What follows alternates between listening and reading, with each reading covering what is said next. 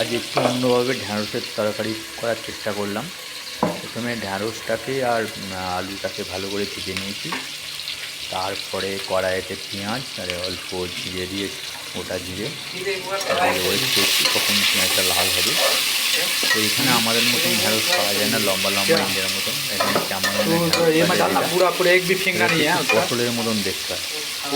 তো অলরেডি আমি পেঁয়াজটা খুব ভালো করে ফ্রাই করছি। আর এখানে যে ঢ্যাঁড়স আর আলুটা রাখা আছে।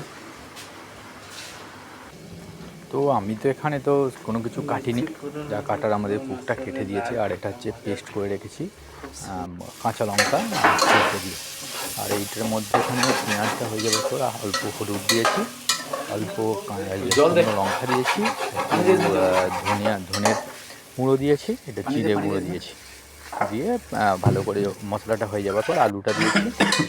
এবার ঢ্যাঁড়সটা দিলাম। ঢ্যাঁড়সটার এখানে দাম হচ্ছে, আমরা 5টা ঢ্যাঁড়স কিনি 100 সিফা, মানে 100 সিফা মানে ইন্ডিয়ান মানি 12 টাকা। কারণ একটা ঢ্যাঁড়সের দাম প্রায় 2 টাকা 2.5 টাকা করে আমাদের পিস পড়ে। মানে প্রচণ্ড এখানে সবজির দাম, এখানে সবজি সেরকমভাবে হয় না, তাই আমরা এরকমভাবেই কিনতে হয়। কী করবো আর কষ্ট করে। তো এবারে অল্প করে জল দিলাম, প্রথমে জল দিয়ে ওটাকে চেষ্টা করছি ভালোভাবে ফোটানোর। আর এখানে পেস্টটা করে রেখেছি।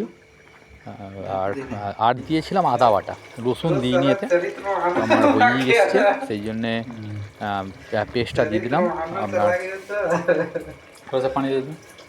পেস্টটা হচ্ছে আপনার ওই কাঁচা লঙ্কা আর সরষে, ওই পেস্টটা দিয়ে দিলাম ভালো করে। পেস্টটা দিয়ে একটু নাড়িয়ে দিলাম। পরিমাণ মতো নুন চেক করে দিয়েছি ওতে, হয়ে গেছে। জানি না কীরকম টেস্ট আসবে, চেষ্টা করেছি জাস্ট একটু অন্যরকমভাবে বানানোর, অন্যরকমভাবে খাবার আমরা চেষ্টা করেছিলাম আজকে। তো আমি একা করিনি, এটা সবাই মিলেই আমরা চেষ্টা করেছি করে যে আমরা আজকে বানাবো। কারণ আমাদের যে কুক ছিল ওনার বাড়ি হচ্ছে ঝাড়খণ্ডে। তো ওরা এরকমভাবে ঢ্যাঁড়স খুব একটা খায় না, ওরা হচ্ছে ফ্রাই করে খায়, প্রতিদিনই দেখি ফ্রাই করে ও। তো ওকে, আমার এখানে 2-3 জন বাঙালি আছি, তো ওকে আমরা একদিন বললাম এইভাবে রান্না কর। তো বললো স্যার একটু দেখিয়ে দিলে আমরা করতে পারবো। তা ওকেই বললাম, ওই সব কেটে কুটে দিল, করেছি। দেখি খেয়ে দেখলাম তো ভালোই লেগেছে।